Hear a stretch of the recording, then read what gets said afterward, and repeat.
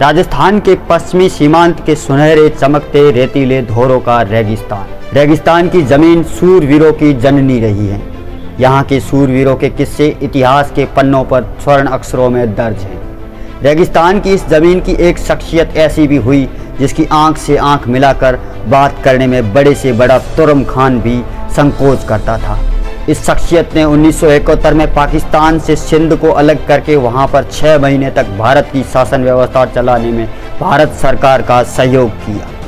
इस शख्सियत का नाम था बलवंत सिंह बाखासर, जिसे रेगिस्तान के रॉबिन हुड के नाम से जाना जाता है। बलवंत सिंह बाखासर का जन्म ठाकुर राण सिंह बाखासर के घर हुआ। इनके परिवार के पास जोधपुर स्टेट के 52 गांवों की जागीरी थी, लेकिन 1958 में जागीरी व्यवस्था खत्म हुई और ग्राम साम्राज्य की शुरुआत हुई। इस व्यवस्था ने बलवंत सिंह को काफ़ी दुखी कर दिया। वो अपनी जनता से बेपनाह मोहब्बत करते थे।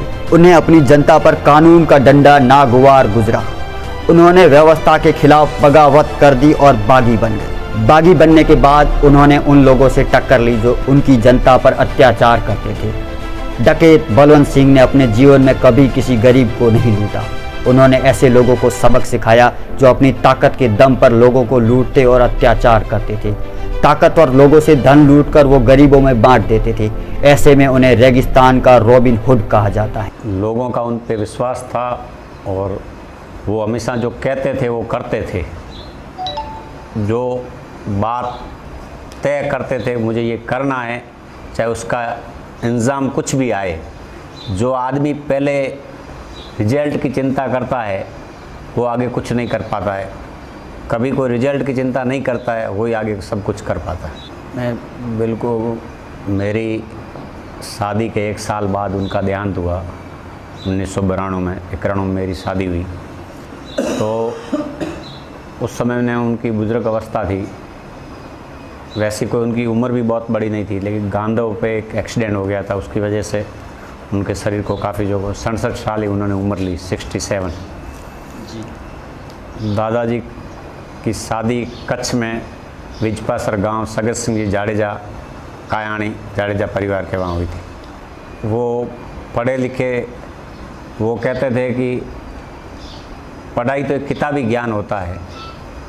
पढ़ना मतलब एक किताब का ज्ञान होता है।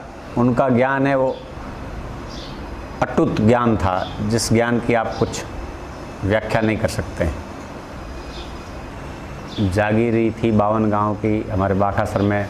नाडोला चौहान परिवार बलवंत सिंह जी से 11 पीढ़ी पहले जगत सिंह जी बाखासर पे आए, भुआतड़ा से। हाँ, और भुआतड़ा पे जगत सिंह जी से 14 पीढ़ी पहले राधू सिंह जी वाव से भुआतड़ा आए, और भुआतड़ा से राधू सिंह जी के बाद में जगत सिंह जी मेरे से 11 पीढ़ी पहले बाखासर आए। और ये नाडोला चौहान परिवार की 52 गांव की जागीरी थी। हमारे बाखासर में 2 ही परिवार हैं और 2 परिवारों की 52 गांव की जागीरी थी। और बलवंत सिंह जी ने समय और परिस्थितियों में उनको ऐसा जस लिखा होगा कि उन्होंने बाखासर का नाम पूरे भारत में नहीं विश्व तक पहुंचाया।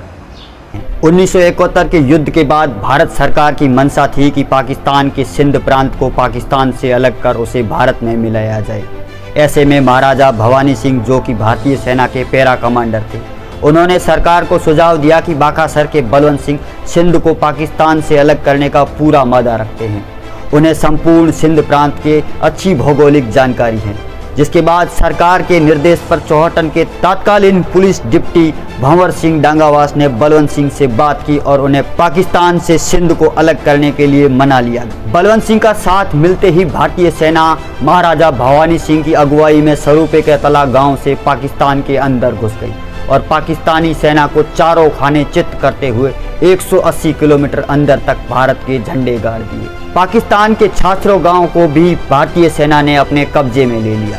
युद्ध खत्म होने के 6 माह बाद तक भारत का सिंध प्रांत में शासन रहा। बाद में हुई उच्च स्तरीय संधि के बाद में ये इलाका वापस पाकिस्तान को दे दिया।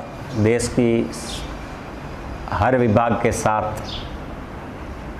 आर्मी हो चाहे BSF हो चाहे पुलिस हो, हमारे हमेशा अच्छे सद्भाव व्यवहार रहे हैं और हमेशा प्रशासन और जनता दोनों के मेल मिलाप से ही सारी शासन व्यवस्थाएं सही चलती है। और आर्मी के अंदर तो उनका विशेषकर आज भी कई ब्रिगेडियर जनरल हमें पूछते हैं, मिलते हैं, उनकी बातें पूछते हैं। उनका जब देहांत हुआ उससे पहले उनकी तबीयत ख़राब हुई तो हमें भी पता नहीं था। वो इसी कमरे के अंदर उस चारपाई पे थे और आर्मी के डॉक्टर ऑटोमेटिक 10 पैरों के यहाँ आए, उनको संभालने के लिए आए। और जब हम वैंकुटी लेके दाह संस्कार के लिए वहाँ पहुँचे, जब इंडियन आर्मी 10 पैरों के अधिकारियों ने उनको गार्ड ऑफ ऑनर वहाँ आके दिया। अब वो तो चीज़ें डिफरेंस जानती है क्या है, हमें उस चीज़ का इतना अनुभव नहीं है, हम तो उस समय बच्चे छोटे थे। हमने ये सुना है कि जैसे बांग्लादेश अलग हुआ उसके बाद में अपने रण क्षेत्र की दलदल व्यवस्था और देश की भौगोलिक स्थिति को देखते हुए वहाँ के सिंधी मुसलमान हैं वो आज भी वहाँ के पठान वगैरह उन लोगों से परेशान है। और सिंधी मुसलमान हमेशा सिंध अलग चाहते हैं और आज भी वो चाहते हैं कि हमारा सिंध आज़ाद हो, सिंध आज़ाद होना चाहिए।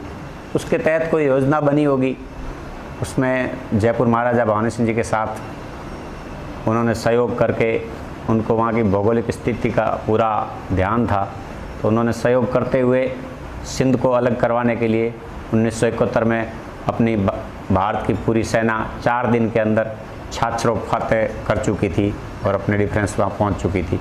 अपनी 6 महीना वहाँ शासन व्यवस्था रही। फिर देश की कई पॉलिसी होती है, उसके अंतर्गत कैसे वापस सिंध दिया गया वो तो सरकार को ध्यान में होता है।